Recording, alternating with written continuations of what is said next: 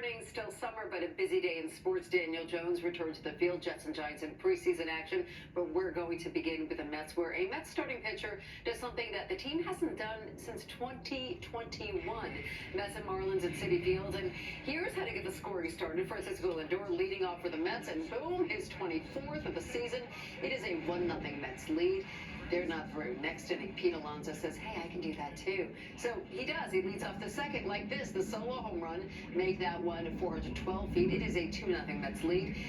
That's his 100th career home run at Citi Field, and Luis Severino took care of the rest, and I mean all of the rest. He goes the distance, gets the strikeout to end it. A complete game shutout for Sevy. He gave up just 4 hits and struck out 8. This is the first complete game for the Mets in 3 years. They win 4-0.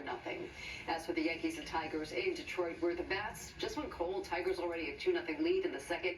And Ibanez giving him a little more. That's for extra bases. 2 more runs will score on the double. Carlos Rodon allowed all 4 earned runs over 3 1/3, and the damage was done. New York was held to just 4 hits. Tigers blanked the Yankees 4-0. Both teams now hit the road. They travel to Williamsport to play in the Little League Classic tonight. You can watch that on ESPN on Sunday Night Baseball. But we saw it all from Daniel Jones yesterday. The good, the bad, and yeah, the very ugly. First quarter, the Giants backed up to their own end zone against the Texans. Jones under pressure, tosses it up where it's picked off by Jalen Petrie, who easily scores one of 2 interceptions on the day for Jones. But here's the good Daniel. Second quarter, DJ lets it fly down the sideline. It is a perfect strike to Darius Slayton for 44 yards. Devin Singletary would punch it in a few plays later for Big Blue's only touchdown of the day. Giants turn it over 5 times. They drop this game 28-10. Jets down in Carolina taking on the Panthers. Not a single starter suiting up for Gang Green last night, and not much action either. Here's something though, the Jets making something happen on the new kickoff rules. Brandon Codrington finds a seam, springs a 63-yard return that would lead to a field goal. Well, there were plenty of those. The Jets win it 15-12.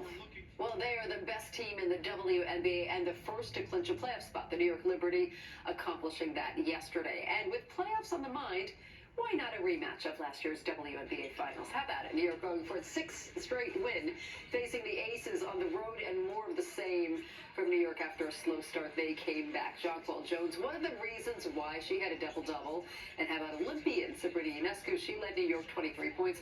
Libs make it 6 in a row, 79-67 the final. As for the Little Leaguers, Staten Island playing its second game in Williamsport facing South Dakota, and after dropping its opening game, it was a must-win, and they get it done. A 4-run 4th inning, all of those scored with 2 outs. So Staten Island survived 6-3 the final. Right back in action today, playing at 9 a.m. against Illinois. We don't give up. Even in Connecticut, I don't know if you guys saw that game. We were down a lot that game, and we got back up to 5-5, and bottom 7th I got up and I hit a walk-off. This team will never give up. You'll see us down 10-0 in the bottom of the 6th, and we'll always be trying. And they'll be trying this morning. You can watch it on ESPN. By the way, NYCFC loses to the Columbus Crew in the League's Cup quarterfinals. That's sports. I'm Sam Rain. I'm John Morgan.